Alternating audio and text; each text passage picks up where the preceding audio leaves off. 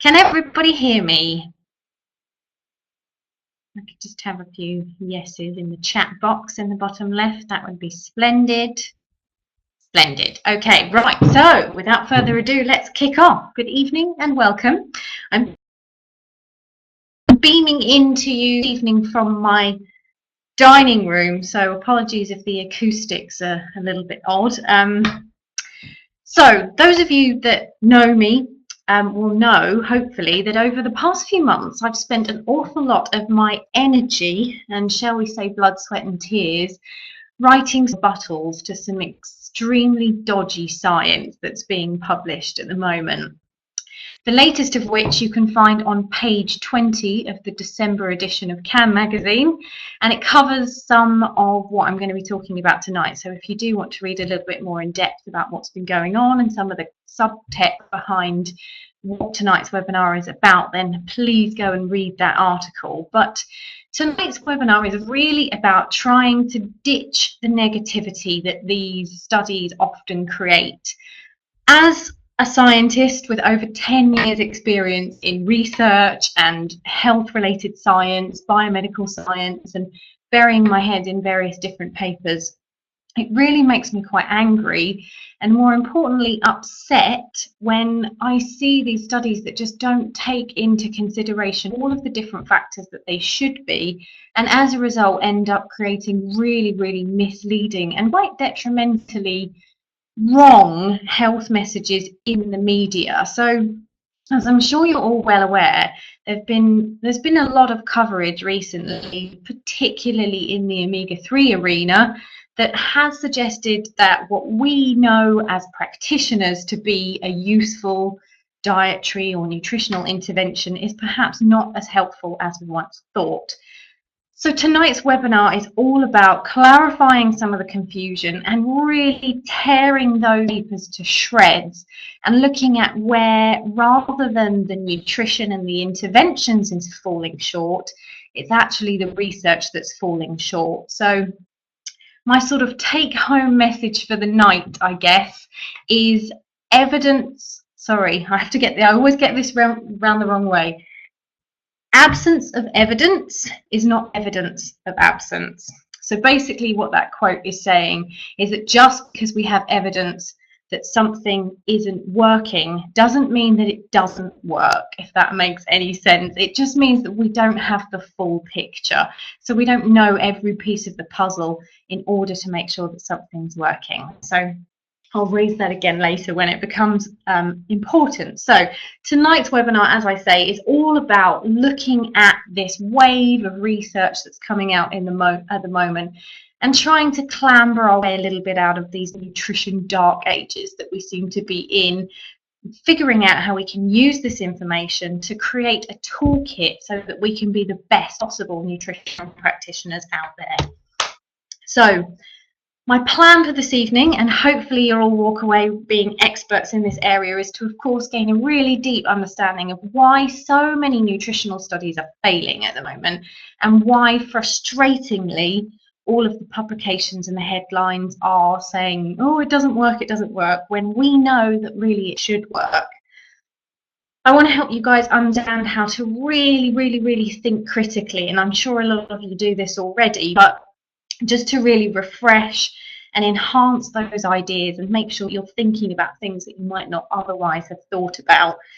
I'm going to use brain health and omega-3s to some extent to sort of set context to this. Then once we learn how to understand the failures in the research methods, we're going to understand how to use those failures to really put together more comprehensive, personalised, tailored therapeutic plans and be better clinicians. So hopefully that together will help us to understand how we can be really, really successful with our clients. So the talk is broken up into 3 parts.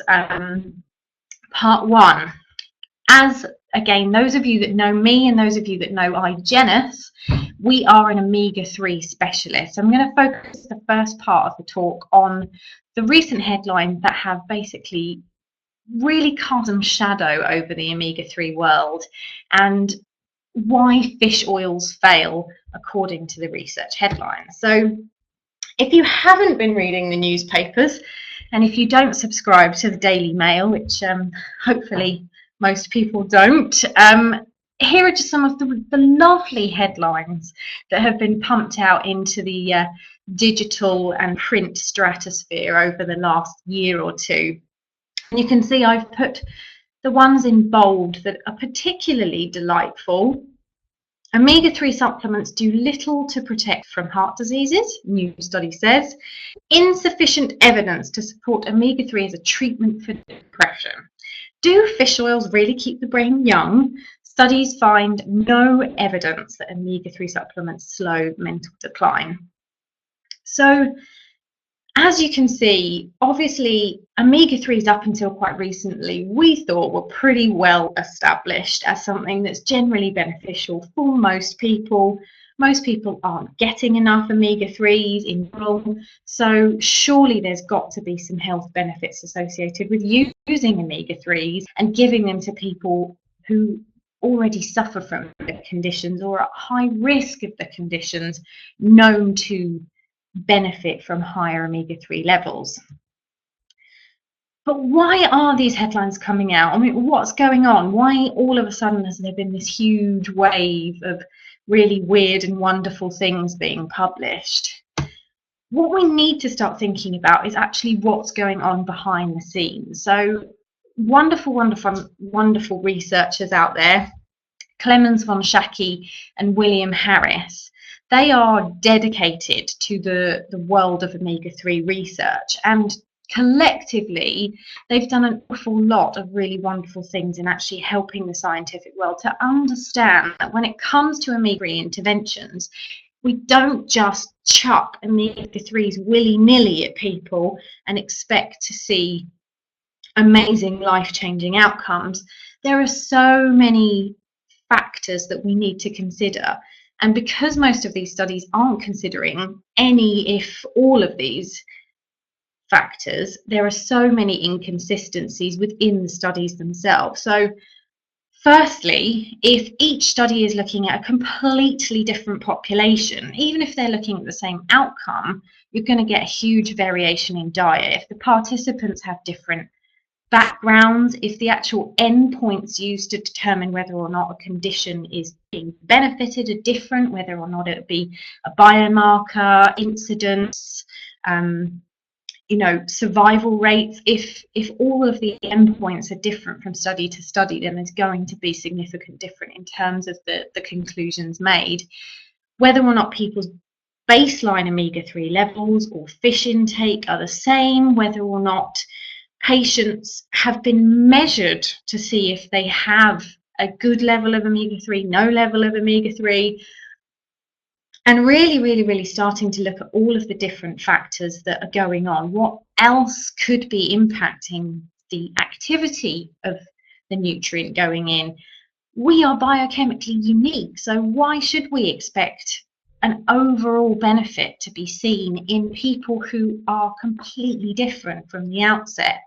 We also need to be thinking about not all fish oils are the same, and whilst I'm talking about omega-3s here, this goes for every nutrient, and we know that not all CoQ10s are the same, not all magnesiums are the same, so we can't be expecting, again, as I said before, to just throw a nutrient willy-nilly at a bunch of people and expect to see benefits. So we really need to have much more stringent and rigid understanding of not only what we're looking for, but making studies homogeneous, not heterogeneous, enough that you can really compare from study to study.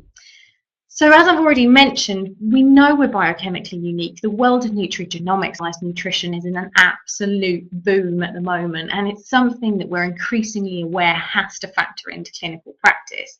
But when it comes to individual nutrient interventions, of course, from person to person, there's going to be a huge variation, not only in how much you've already got in your body, but how your body can utilize that, how much your body needs depending on what's going wrong, and whether or not you're actually using the right kind of the nutrient to target your specific concern. So we really need to be thinking about making sure that the intervention is targeted as much as possible and increasing levels at the target mechanism, not just in the plasma. And I think this is something that we get quite fixated on, both in traditional medicine, but also within what we do as nutritionists. Measuring plasma levels doesn't always tell you what's going on at a cellular level. So if you're, for example, trying to understand whether or not your electron transport chain is working, understanding how much CoQ10 you've got in your plasma isn't necessarily going to tell you whether or not it's getting into the mitochondria and whether it's working and doing what it should be. So we really need to be thinking about, is the nutrient of interest getting to where it needs to and doing the work that it should be? So just to really kind of emphasize that point, that one size does not fit all. And this is the major downfall of a lot of the current research. When it comes specifically to omega-3s, you can see very clearly here, and my apologies, I'm going to wave horrible cursors all over the place. You can see this one here. What they did was they basically gave a dose of really high dose of EPA plus DHA, total 3.4 grams.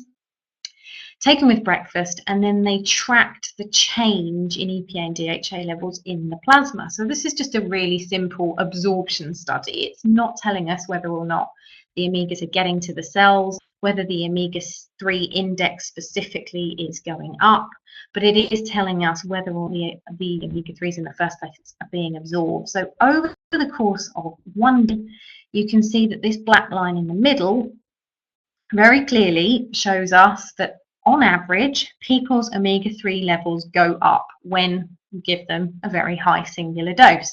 But all of the individual grey lines that you can see here are each individual participant. So this lucky person here skyrocketed omega-3 absorption, which probably translates into a lot of it finally getting to where it needs to be within the cells.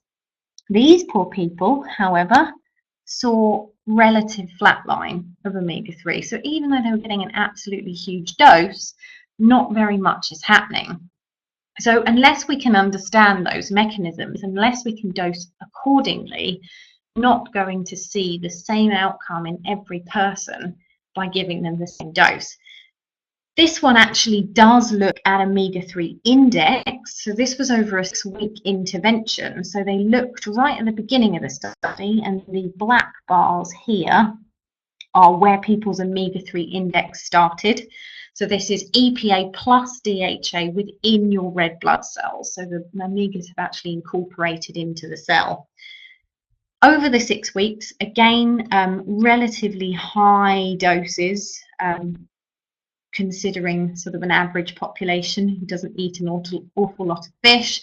Over the course of 6 weeks, you do get elevation of the omega-3 index. But for some people, like this person, this person, this person, and this person, it was minimal, barely any change. Whereas these people, for example, are seeing fantastic change in their omega-3 index. So it really is no longer scientifically viable to be looking just at a single dose for an entire population and expecting to see an overall benefit. In addition to the dosing dilemma, we also need to think about the mechanism dilemma, particularly with fats in general and omega fats. Once upon a time, omega-3s were considered omega-3s, reversed back even a few years before that, and polyunsaturated fatty acids were considered polyunsaturated fatty acids, and it didn't matter whether they were omega-3s or omega-6s. Then we realized that it did matter, so we started looking at omega-3 versus omega-6. And now we're looking at specific omega-3s within the family and which ones do what. And they really do have quite profound and varying functions within the body. And so, again, it goes kind of without saying, now that we know this, that just expecting to throw any old generic omega-3 formulation at a condition where we know omega-3 can be vaguely helpful is not going to result in statistical significant benefits if one or other of the actions provided by an omega-3 fat specifically is necessary in this case. So we really need to be drilling down to what it is that we're targeting, how are we targeting it, and which fat is going to be most beneficial in order to do that. Just moving on very slightly from the EPA-DHA dilemma, when it comes to understanding which fat you need or which nutrient you need, you not only need to know how much somebody's going to need in the first place and if they need it in the first place, but we need to understand how quickly the body's going to use it up. This is a really lovely study, and there's another one out there very, very similar, which if you want the slide for, I can send you, but I haven't put it into this presentation, carried out last year. And it shows very, very clearly that after 12 weeks of supplementing with EPA plus DHA, and you can clearly see from the dosing here that DHA was about half the amount of EPA given, both EPA and DHA rise in the cell membrane by about 1.5%. However, after the intervention is stopped, which is at 12 weeks, the DHA levels remain relatively stable. So they don't really drop by very much at all, sort of 0.3% maybe, whereas EPA between the 12 and 20 week mark has gone right back down to almost where it started. So we really need to be thinking about this as well. And because we know that EPA does have different benefits from DHA, we need to really understand how that increased turnover of EPA is going to impact the outcome of our therapeutic intervention. So with that in mind, it's kind of not surprising that so many recent so-called rigid randomized controlled trials into omega-3s are coming out so mixed and varied and adding to the confusion in the omega-3 world, because I don't know of a single study yet that has factored in all of those different mechanisms. Every single omega-3 study you look at, even within the same condition, uses a different dose of omega-3, it uses a different ratio of EPA to DHA, it uses a different EPA dose and DHA dose within that total omega-3 dose. And as yet, there are very, very few that have measured baseline omega-3 levels to understand whether or not people are going to respond and then dosed accordingly. Just to add a level of complexity, something I'm sure you're all very, very well aware of. Again, it's not just relating to omega-3s, but when it comes to any nutrient intervention, you need to make sure that once you've determined how much somebody needs and if they're going to respond to it, you need to actually choose one that's going to deliver. And there's obviously a few factors involved in understanding that. You've got your strength and concentration, so particularly from an oil-based supplement like an omega-3, the higher the concentration of the active ingredient within the oil, the more the body is going to absorb and send to where it is needed, because it's not in competition with other fats. You obviously need to make sure that the type of nutrient that you've chosen is in its most bioavailable form, so that you can easily digest it, get it into the blood, and then of course transport it within the cell to make sure that it's able to carry out the actions needed. And of course you need to make sure that you're actually dosing according to what your client needs. So when it comes to omega specifically, this is a really, really nice study carried out, and where possible with any nutrient, if you can dig out applications that tell you about different sources and compares it with different available forms of a nutrient, find the best one in terms of bioavailability and absorption. So here we can see this is pre-esterified triglyceride. So essentially the triglyceride structure of the fat has been broken down. The EPA and or DHA has been taken out via molecular distillation, and the triglyceride structure has been put back together. So the body recognizes a re-esterified triglyceride in exactly the same way that it would a piece of cheese or a piece of fish and the fats in those foods. But because you've essentially supercharged that triglyceride, the body is only digesting and absorbing active omega-3s that you want for a therapeutic purpose. Here you've got standard fish body oil, so it's a lower concentration of active ingredient, but still in the triglyceride form. Cod liver oil, again triglyceride. Then you've got free fatty acids, so they're unstabilized individual omega-3 chains. Ethyl esters, which are stabilized free fatty acids, and then you've got a corn oil placebo. So this graph just shows an increase in serum EPA and DHA over 2 weeks with supplementing with a pretty high dose of omega-3. And it goes without saying, as you can see very clearly on the graph, that the RTG was able to raise plasma omega-3 levels, serum omega-3 levels much more efficiently than the other forms of omega-3 fat, even though overall the re-esterified triglyceride actually contained around 200 milligrams less than any of the other formulations. So it was much, much more efficiently digested and absorbed than other forms of omega-3. Why does this matter? Well, because what we want when we're taking an omega-3, we want to be choosing one that's high concentration, and it's really difficult to get a high concentration oil if only 30% of your structure can be omega-3. So by using re-esterified triglycerides and ethyl esters, you can make that the majority of what's actually in your capsule is the active fatty acid that you're interested in. And this actually translates into not only increased absorption, but increased omega-3 levels in the cells and increased health benefits. So this was a study carried out where they looked at 3 different preparations of omega-3 in terms of concentration. There's one missing here because it was sort of irrelevant because it's obviously in the middle.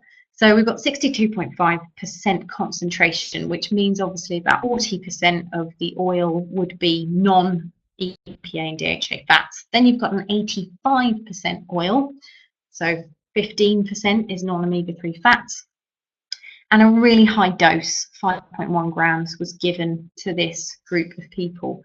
And over the course of the study, which was 14 days, I believe, they basically showed that using a higher concentration oil resulted in significantly improved cellular enrichment of omega-3s.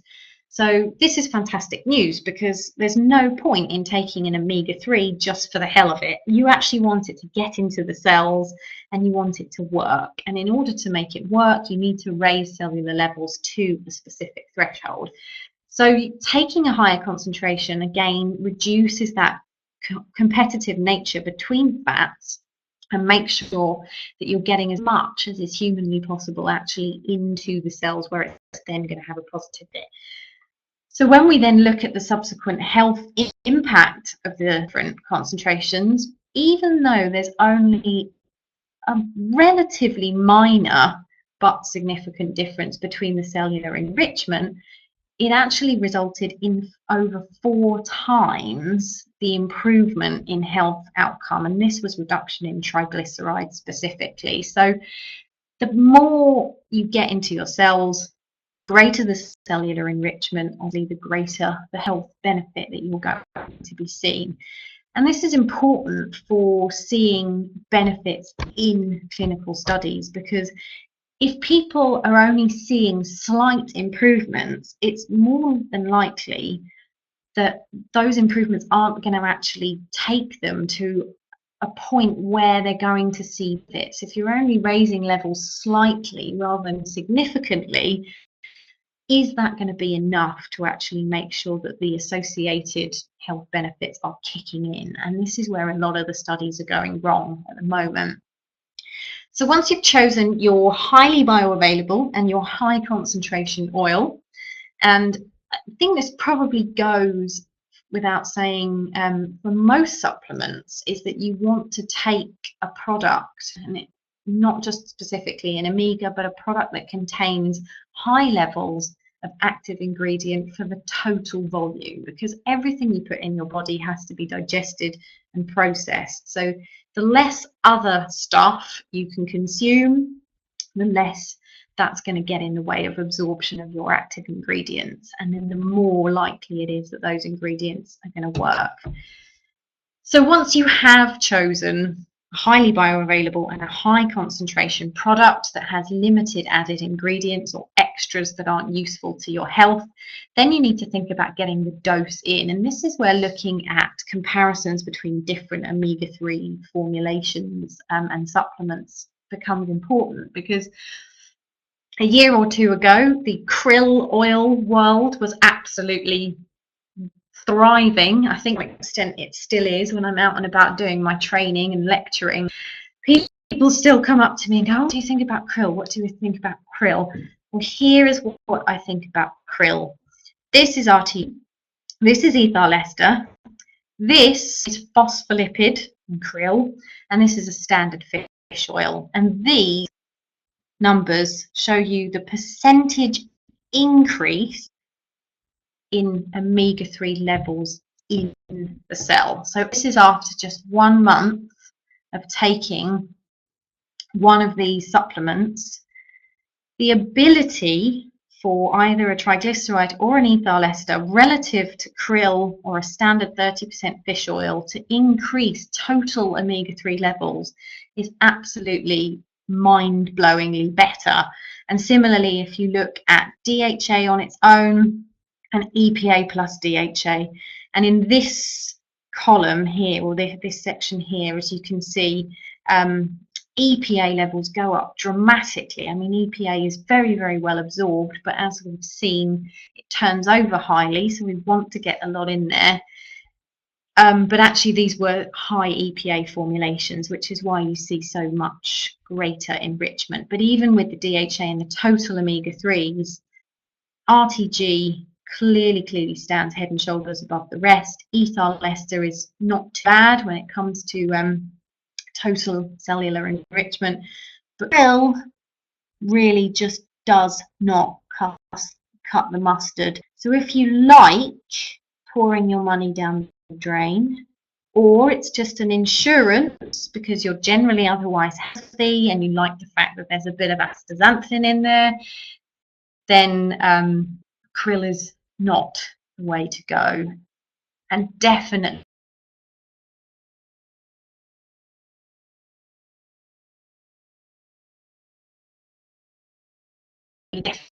intervention. And that's just to illustrate the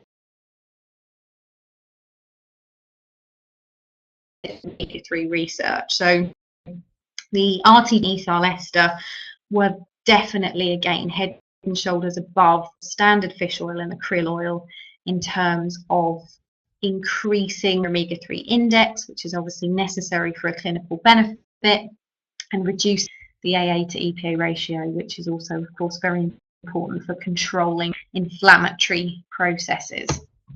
So part 2 then, I'm going to further sort of highlight some of the issues in research, and this is where we're going to start to unpick some of the things you'll be looking out for. And I'm going to use brain health as sort of a context, because again, it's one of these really contentious areas, and it's notoriously difficult to actually conduct a brain nutrition intervention.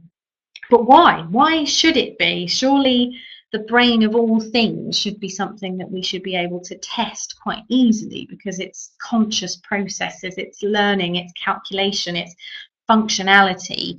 It should be relatively easy to understand if there have been any benefits, but it's so difficult to actually implement and see an overall benefit within the brain. So looking specifically at focus, attention and cognitive performance then, as you probably well expect, there have been a multitude of studies that have basically concluded, okay, maybe it's helpful, but we can't really make any solid conclusions and recommendations, particularly not in otherwise healthy people. So this was one review that looked at a range of papers that have been published previous to 2013. And basically, they looked at all different life stages, they looked at all different cognitive processes, and their overall conclusion was essentially, unless you have a known omega-3 deficiency, you're unlikely to benefit significantly in terms of cognitive performance from taking omega-3s.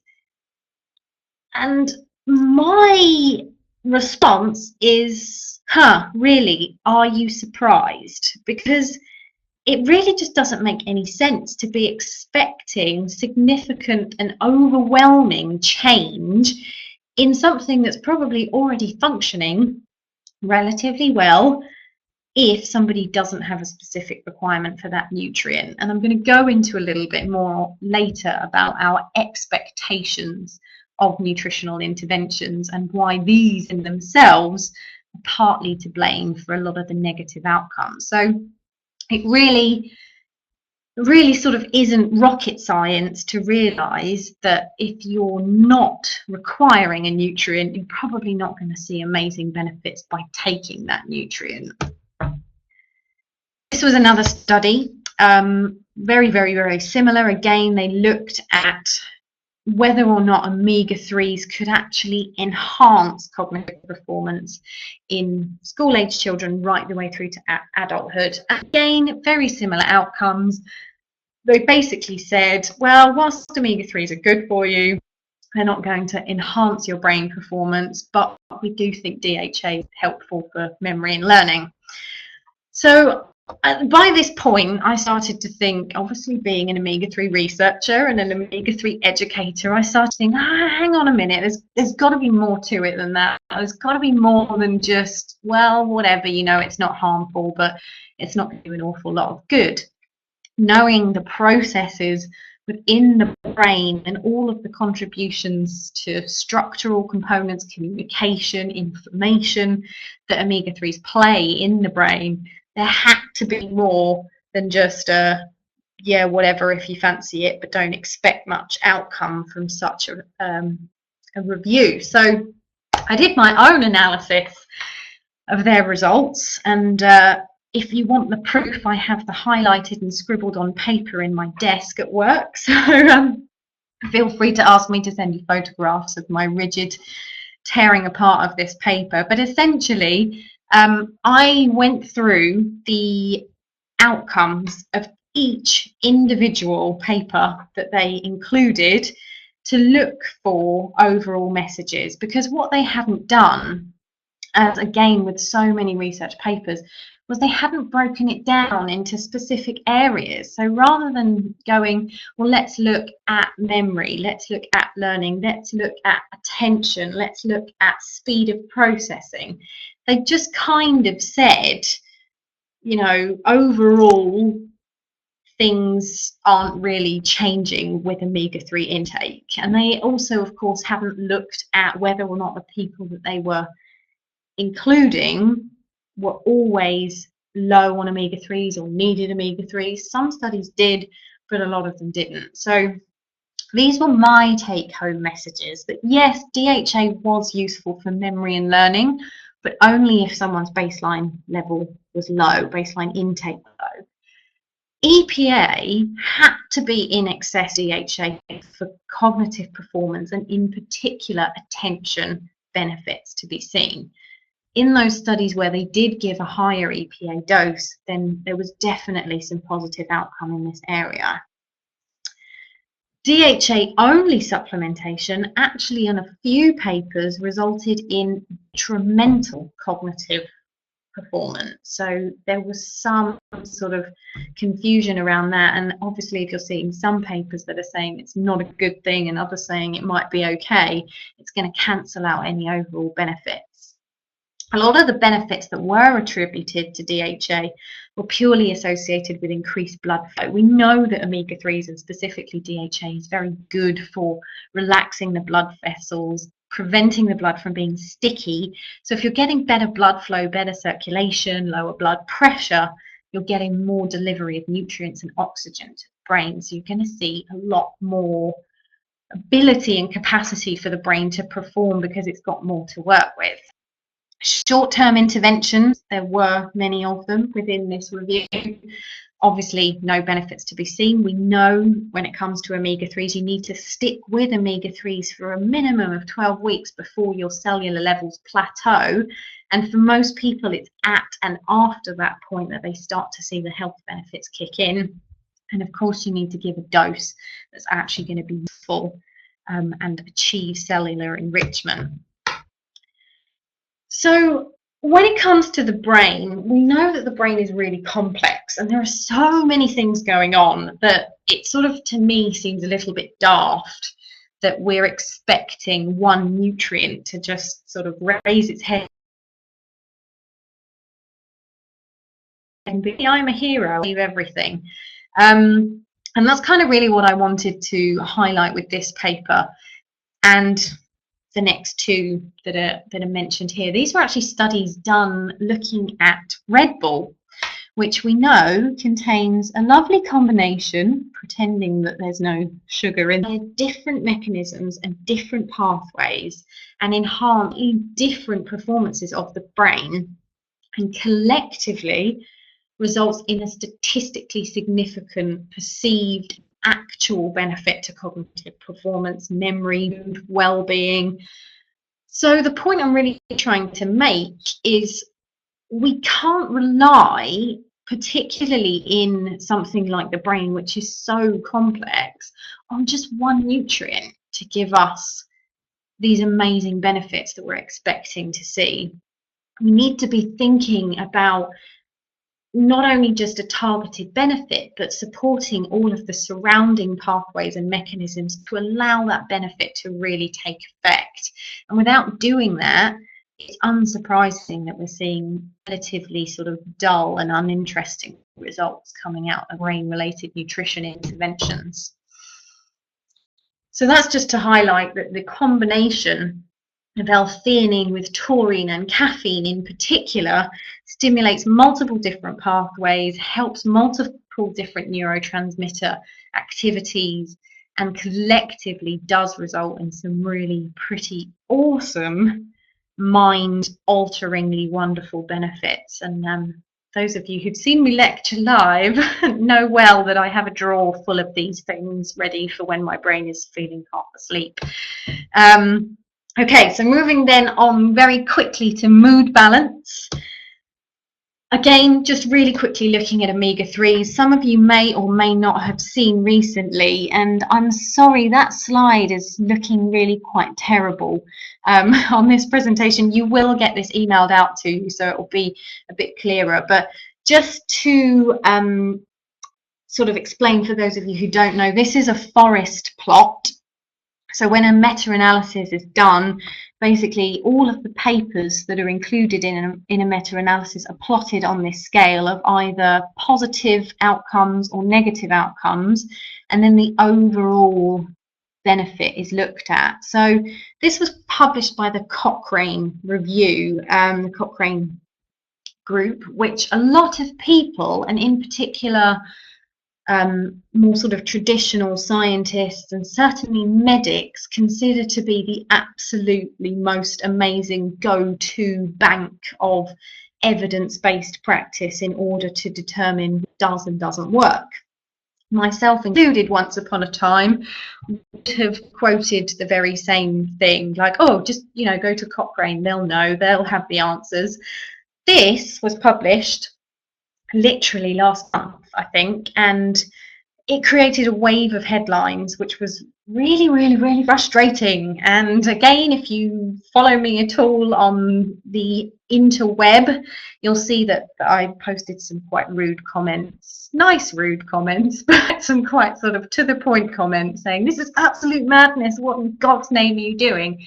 Because the headlines popping up all over the place were, omega-3s are useless for depression. Omega-3s do not work for depression. People with depression should rethink their options. Omega-3s don't work. All of this kind of absolute rubbish, which made me quite upset and angry, not purely because I work for Igenis, but because I just thought, what an absolute waste of time. Why in God's name would you bother doing that study, spending all of that money, reviewing that science again, when this and this, two meta-analyses that have been published in the 4 years prior to the Cochrane review, both showed that unless you break down depression and omega-3 intervention studies into EPA dominant or DHA dominant, you don't see a benefit in omega-3s. We've known for over 4 years now that to significantly benefit depression, you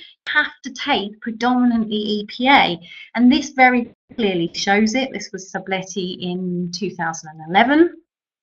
All of the studies that gave at least 60% of the total omega-3 dose as EPA, bar one, which I think was quite a low dose study, showed significant positive in favour of using fish oil for depression. All those who used less showed that it was either neutral or just not helpful overall.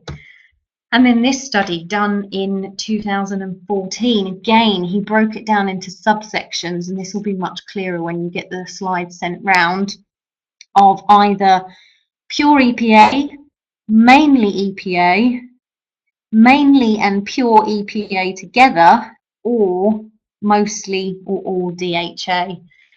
And again, you can clearly see that the predominantly EPA studies are the ones that resulted in a favourable outcome in clinical depression. So it just doesn't make any sense to me as a scientist why somebody and such a well-respected and supposedly knowledgeable group of researchers would just waste so much time. But I guess the point I'm trying to make here is that even somebody or a group or an academic institute that are well respected and considered a gold standard for evidence-based information, there are still things that they're missing.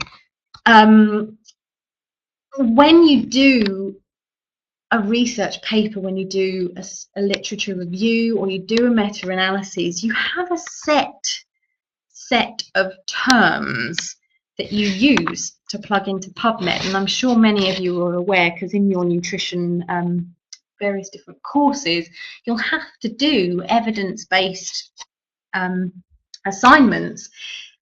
And generally, you're using a set group of terms. You're using specific things looking for when you're searching those databases. So if they're not typing in EPA for depression, DHA for depression, EPA versus DHA for depression, they're just typing in omega-3, and their search criteria has been clearly defined and publicly displayed as being, we looked at all studies published between 2000 and 2015 that focused on the nutritional intervention with omega-3 for clinical depression.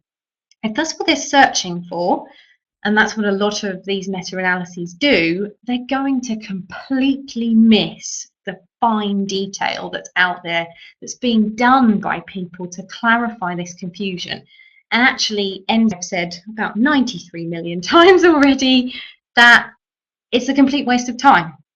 Doesn't help anybody, adds confusion, and actually, in my opinion, this is one of the most detrimental scientific publications to be raised in the recent months, because what was otherwise a really useful piece of information to go out that actually statistically significantly EPA is beneficial in depression has ended up casting significant doubt for people who really, really, really need our help.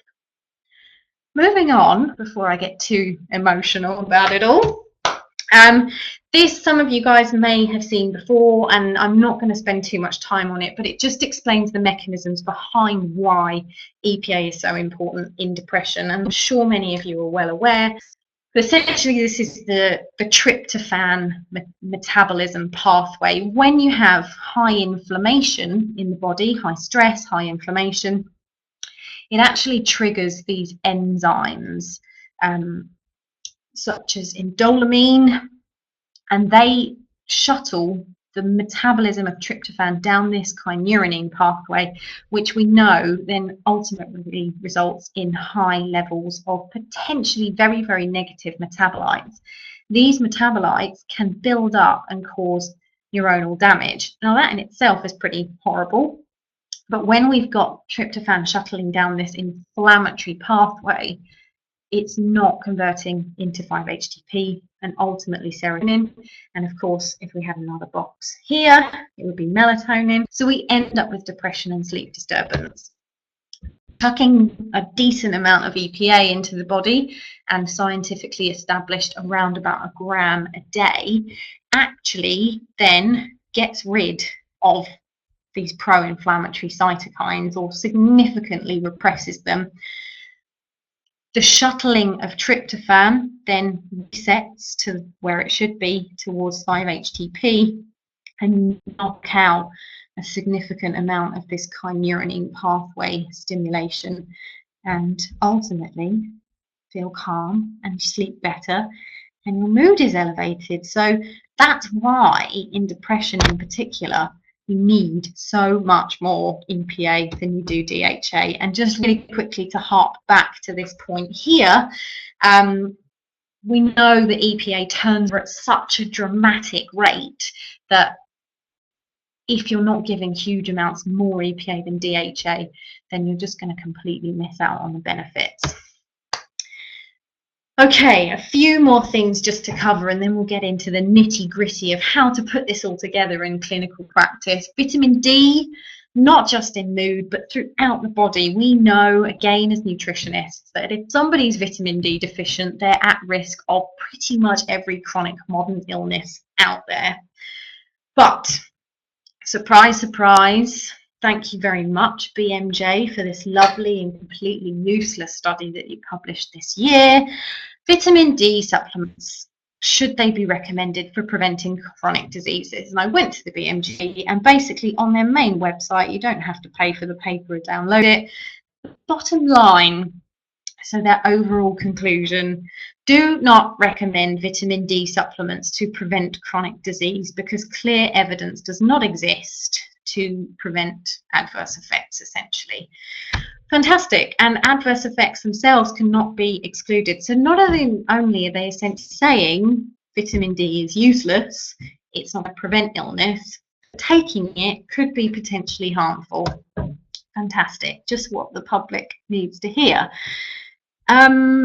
If any of you ever had the pleasure to read a wonderful book called The Health Delusion by Glenn Matt and Aidan Goggins, there's a whole chapter in there all about vitamin D, and they do talk about bell-shaped curve. It's an upside-down bell-shaped curve, whereby disease is really, really high at both ends of the curve. And of course, this is the case with a lot of supplements, and why we need to really be thinking about not giving people too much and staying within safe limits, but also pushing towards the therapy end. If you don't have enough vitamin D, or you have too much vitamin D, then you can upset the balance and cause some quite dramatic problems. But that's not to say that those people who have low vitamin D levels aren't going to significantly benefit. And again, being in the UK, most of us probably do need vitamin D to some extent.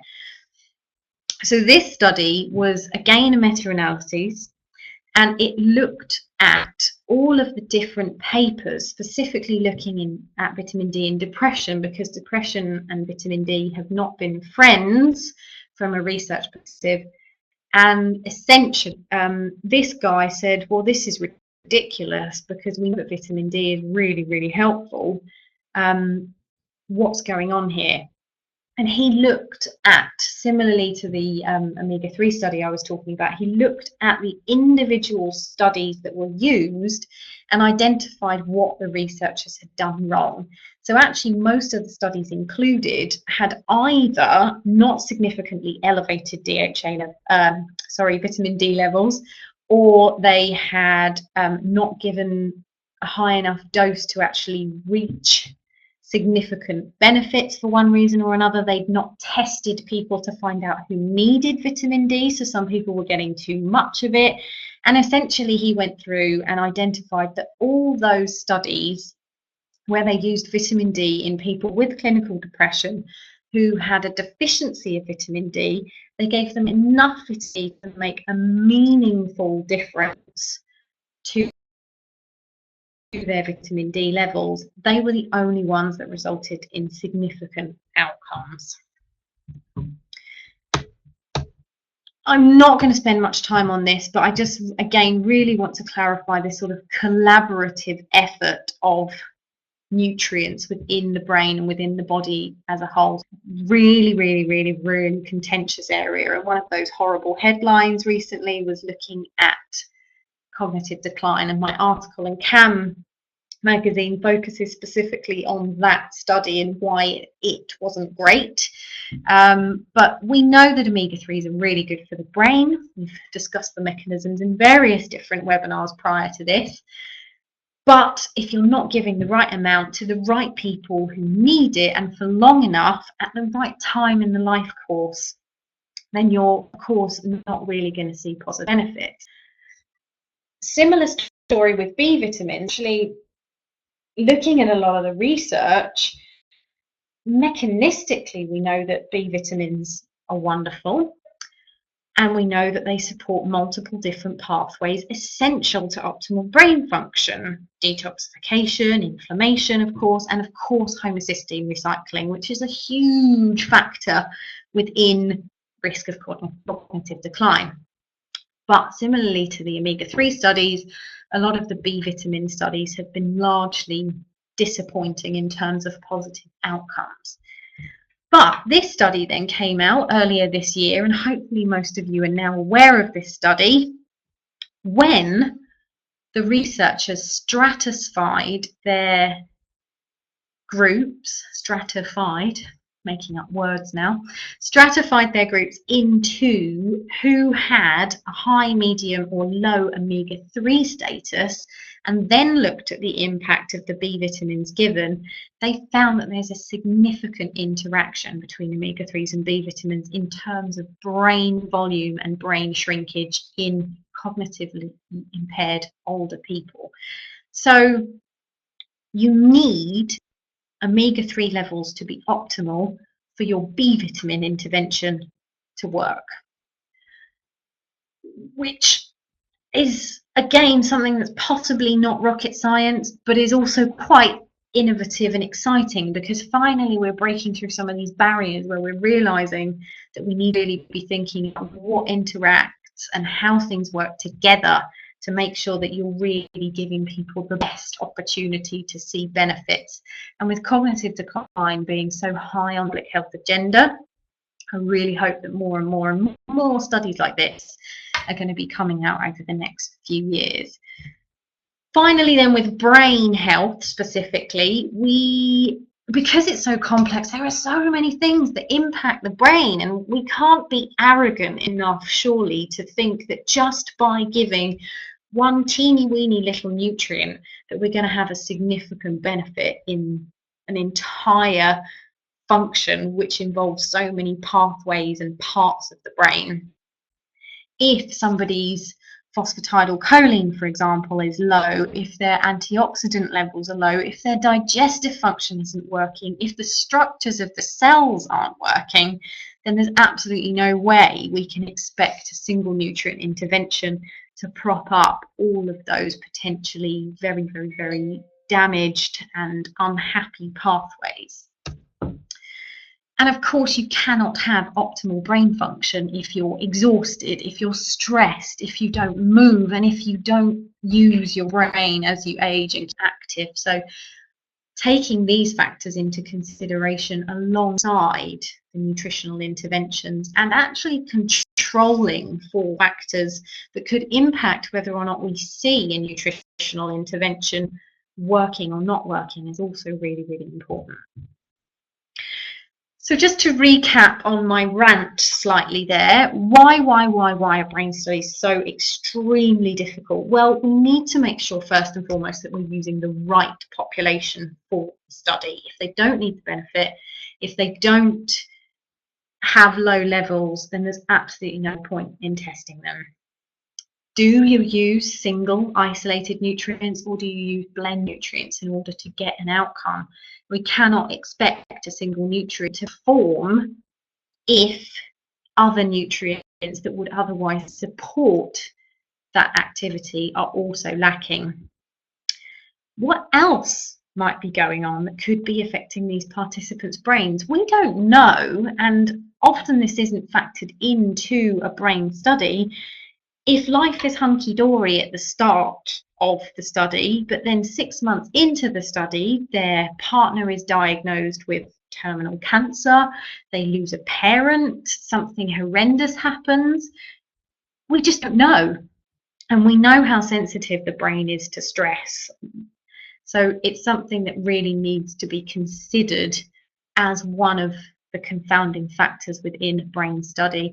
Dose, of course, we know that if we're measuring baseline, then we have a much greater chance of understanding not only who needs a nutrient, but how much they need. And we need to try and establish whether or not there's an optimal length of time for that intervention to be used, essentially. So I've kind of done this already. I'm sort of working a bit sporadically and backwards with my messaging, but just to clarify what I've already said in a clinical context, taking all of these messages and taking all of this learning and not getting frustrated and upset by these stupid studies that just aren't doing things the way that they should be done. Because let's face it, factoring in every single potential confounding factor together with every collaborative nutrient mechanism into a research study is pretty much impossible, and is probably not going to ever be within a study design, certainly within my lifetime. So we need to be really, really careful in our clinical interventions to make sure picking out the very best mechanisms to make sure that our clients are seeing what they should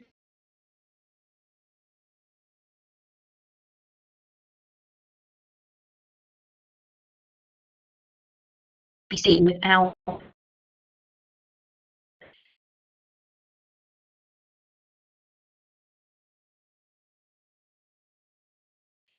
just jumping on a random bandwagon of difficult for nutritional intervention to make really, really firm conclusions. And this is, I guess, part of the problem we're seeing in the world of EFSA. So everything relates so much that it's really difficult to pinpoint a nutrient and one dose and say that helps with that. It's just not that simple when it comes to nutrition. But what can we learn? What can we take away from it? Firstly, we need to make sure that our clients are getting the right dose for them. And this is obviously going to be determined by a number of different factors, most importantly, testing if possible. So you want to try and understand both from genotype and a phenotype perspective, if possible, what your clients' baseline levels of a nutrient are and what their genetic predisposition for absorption, utilization, and requirements of that nutrient are. Then, And if you can't test, you need to understand what studies there are out there that give a clear picture of what doses are going to be helpful for a specific condition. And measuring biomarkers if you can. So not just absolute levels, but understanding how those levels relate to specific conditions, so such as the omega-3 index, and various different parameters that actually tell you something about how that nutrient interacts with a condition. We also need to understand, and again this goes back to research and dosing, what plasma and cellular level actually needs to be achieved in order for a specific health benefit to be seen. Frustratingly, this is not information that is known for most nutrients. Vitamin D, I think it's quite well established. Omega-3, now it's becoming much better. We know what a deficiency is, but we generally don't know what issues there are in terms of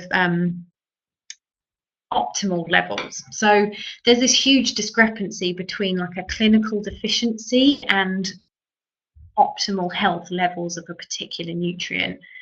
So this is where we need to start sort of playing around with things. If we don't have somebody's baseline, if we don't have somebody's specific dosing regime, like a milligram per kilogram body weight, as you can work out from someone's omega-3 index, for example, then dosing somewhere between a therapeutically known dose and the upper tolerable limit is going to be your kind of best bet in terms of making sure they see clinical outcomes as quickly as is humanly possible. We also need to think about what else is going on in the body that might require that nutrient. So not just what other nutrients are interacting, but are there multiple systems struggling? And I'm sure most of you who are already seeing clients in clinic, like myself, you might be able to look at someone relatively quickly and go, okay, you need a high EPA omega, you need some magnesium, you probably need some digestive support, and you need X, Y, Z. But that might be to support multiple different system dysfunctions. And if you've got multiple different dysfunctions, which one is the body going to prioritize, and how far do you go with your dosing to make sure that you're supporting all of the systems that need that nutrient and not therefore diluting the benefit that you're trying to have? For example, Dr. Sarah Myhill, that some of you may know about her, she's an absolutely fantastic specialist in the CFS and ME arena. And she doses with what people might consider to be ridiculously high amounts of magnesium, vitamin C, B12, and various other nutrients. But she knows that there's a very high level of dysfunction within the body, and that so many systems are struggling and screaming out, and that in order to see a benefit as quickly as is humanly possible, you need to flood the body with a certain nutrient. Now, this isn't always going to be a good idea, but for most nutrients, if you know the upper tolerable limit, you can also do dosing tests with your clients. So you can dose up over time, like magnesium, vitamin C, for example. Patients have a tolerance level, so they will get to a point where they get diarrhea or they feel sick, and that's when you know that that's their maximum dose and you reduce it slightly. So understanding this relationship between what someone's body might need, how many different systems are competing for a nutrient, and what dose is safe to give in a particular person is going to help you to much more quickly and efficiently support all of the mechanisms screaming out for that nutrient, rather than just thinking, okay, well, this person has depression, we know that X amount of magnesium is good for depression. Oh no, they've also got fatigue and they're also really stressed and they've got hormonal imbalance. All of a sudden, like 4 systems screaming out for magnesium. So try and really go for it if you can, but safely. Covered this already, but just to really sort of highlight that, a lot of research out there increasingly is showing that it's about blends of nutrients or dietary regimes rather than specific one or two interventions that are really going to show the benefits that you're looking for in a specific area of health. One nutrient very, very rarely has that magic bullet capacity to make a significant difference. This bit is really important in my opinion, and it's something that I think personally as a practitioner I only learnt relatively recently, was that just because something didn't work at the beginning of your treatment program doesn't mean it might not work now. You need to think in terms of how the systems and functions relate to each other, and whether or not a nutrient is right at that time, and be willing to revisit things. If you think magnesium is fantastic for this person, omega-3 is fantastic for this person,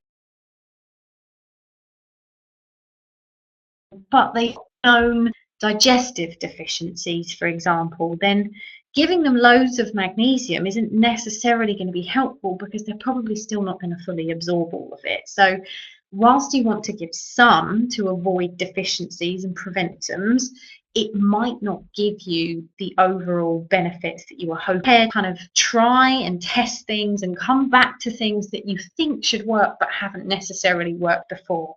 And it can be quite difficult because I know clients are often very skeptical when you say, oh, let's try this. Try it for 8 weeks, 12 weeks, didn't really do much. If you then recommend again, I am aware that they can sort of be like, well, you know, I'm not really sure about that, it didn't work before. But you need to really make sure that it's right for them at that time and that they actually need it. So if somebody doesn't need a nutrient, just because you know it's good for them and for that condition, it's not necessarily going to have the benefit you see. So make sure that you're really kind of considering that when creating a plan. And then finally, before we sort of summarize and recap, when and for how long is going to be optimal for this particular intervention that you're choosing? And this is a really difficult question to answer because, again, we don't know the answers. Specifically with the brain, we just have absolutely no idea. Like, at what point in the life stage does being deficient in something then impact you for the rest of your life? Can you then replace that nutrient and see a complete reversal of any damage done? So if and where possible, you can find out if there's a specific process, a specific regime, or what am I trying to say? A specific structure, as it were. There's a specific word I'm trying to find and I've lost it, it's gone. So there's like an order of things. If there is a way, if you can think about the order that you need to put things in to make sure that phase 1 sets you up for phase 2, phase 1 and 2 sets you up for phase 3, then that's what you really need to be thinking. And you need to be thinking about talking to clients and making sure they understand that, you know, it's scientifically established that you need to take this nutrient for at least this length of time before you see benefits. And yes, I know it's expensive. Yes, I know it's arduous. But if you want to get better, then you need to know that you have to stick with it. So those factors are really important to be adding in as well. So with all of that in mind and all of those factors to consider, where do we start? It can be a little bit scary, a little bit confusing, but where do you start? So although this sort of is screaming at us, where do we start? Number 5. Actually, we need to start here. Which symptoms and systems are you most concerned about, and what's your client most concerned about? You may well sit in a consultation with a client and be like, oh yes, well, this is going wrong, this is going wrong, they need gut support, liver support, mood support, stress support. But if they're telling you that their primary aim is weight loss, they're not going to come back if you target other things and they don't see benefits. Yes, of course, explain to them, help them understand what might be interacting, why they might be struggling with weight loss. If they're stressed, if they're not sleeping, for example, then yes, weight loss is going to be a struggle. But you need to be thinking about yours and their goals in order to understand which systems should be of most concern and where to begin. Then you need to analyze and review what different strategies there are available to you. How can you start to address, and what's going to be most effective to really get through of these problems. But something that perhaps many of us don't think about enough is what's the impact this could have, both positive and negative. Many people like to charge in and start on like a really hardcore detoxification, for example. But if somebody's body and systems aren't capable of processing that, if they're not able to deal with the sort of energy and mental onslaught, and if they're not ready to realize that actually for a short term they're going to feel rubbish, then doing something like that's not necessarily going to be helpful. So you've got to weigh up some cons of what this could actually do in the body. Does the impact it could have change the benefit, change the perceived benefit or the actual benefit? So you might find, as I say, if somebody's experiencing die-off or headache, nausea because you've reduced their carbohydrate dramatically, are they going to feel even worse? Is that going to upset their sleep even further? Is it make them more stressed? Is it going to just really upset the balance? So try and really be aware of the impact you could be having and whether or not this client in particular is going to be able to cope with that and respond to it and push through it so that it's actually beneficial in the long term. So after you've thought about all of this, then you can think about, so where do I start? Few questions just to ask yourself. Again, just to recap, is the intervention right for this client? Do they need the nutrient? Is it going to have the benefits that they're after? Is it going to work? Is it at this time for my client, or is it going to be a complete waste of time because their body's not currently able to either utilize or process the nutrient? What other demands are there in the body for this nutrient, i.e. will I be giving them enough? Will it have an impact because the brain and the stress response, the HPA axis, for example, are both competing like mad for this nutrient? What's their current levels? Test if possible, or at least, try and use some sort of diet software to analyze their current intake and figure out how much of a shortfall this person is getting. What nutrients are needed to make sure that this intervention is going to work in the desired area? So think about, well, okay, if I'm looking at brain health and omega-3s, do they have optimal B vitamins? Do they have optimal zinc? Do they have optimal antioxidants, things like that? And how might increasing omega-3s impact other things? And what else might be there going on in their life that would affect the nutrient and prevent it from working, but also impact their perception of whether or not something's happening? So if you're trying to address stress, but they're not sleeping, they're not meditating, their stress load suddenly goes up, then that's going to make them and possibly you think, oh, well, that didn't work, when actually it probably did. So just be aware of those things. And just to really kind of keep yourself on track, keep your client on track, and make sure that you're not losing them along the way, which can happen. Share your plan with them, create a plan, look to the future, plan for success, and make sure that you've factored in all of the possibilities and that you've got a flow, you've got an understanding of like where you're going next, what you're going to do. These are just some tools that I thought might be quite useful in order to actually create that plan. So you could start off obviously with a mind map. You want to be figuring out what's going on. So this might be the person, then you've got the multiple systems under stress, then you've got the multiple different areas that you need to target, and then you can figure out how you can target these.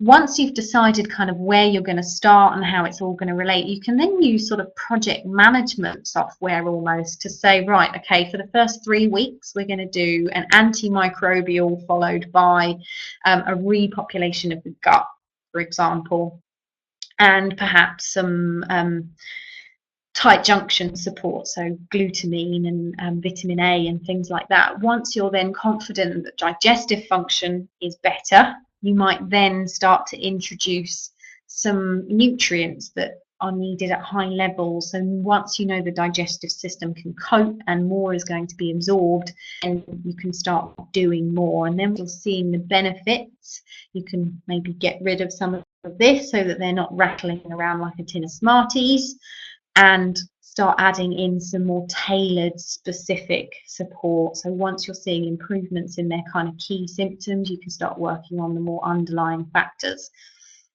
You can plan in yourself things like retesting, and I mean, these are based on deliverables in projects, but you can sort of check and review and make sure that your client knows, right, this is my plan, this is when we need to retest, this is when we're going to review and how you're getting on, to decide whether or not we need to carry on and do some new things, take some new things out.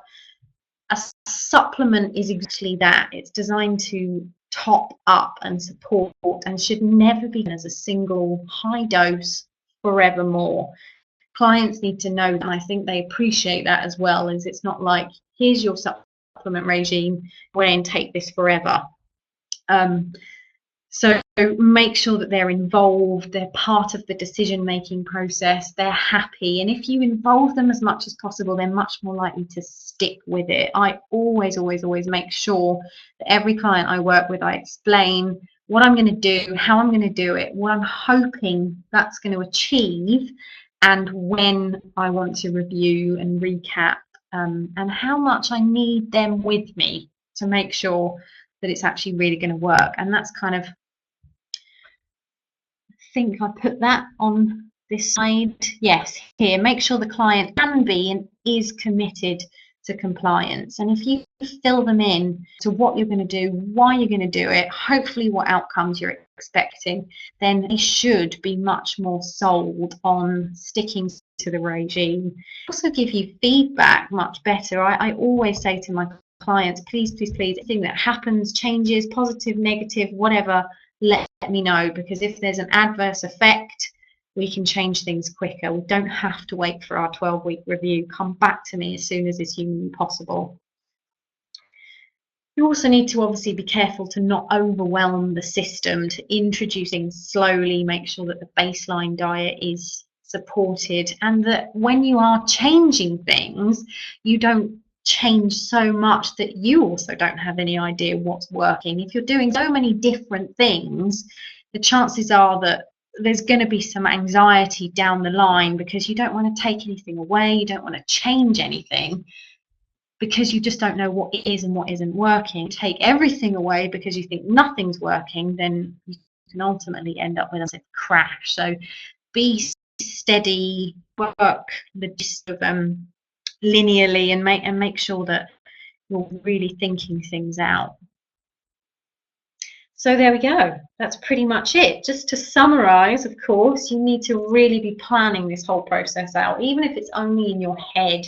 Make yourself some notes somewhere so you know from the first consultation, scribble down what you want to support, how you're going to support it, how long you support it for, when you want to review, what to look at in the next consultation, what to look at in the consultation for that, so that you remind yourself and you're not losing your way, and the client knows where you're going with this as well, so that they're much more on board and they don't just think that they've come to see you and you've gone, right, give up wheat, give up dairy and take 5 different supplements with breakfast. Fill them in, make sure they're on board and that they're with you.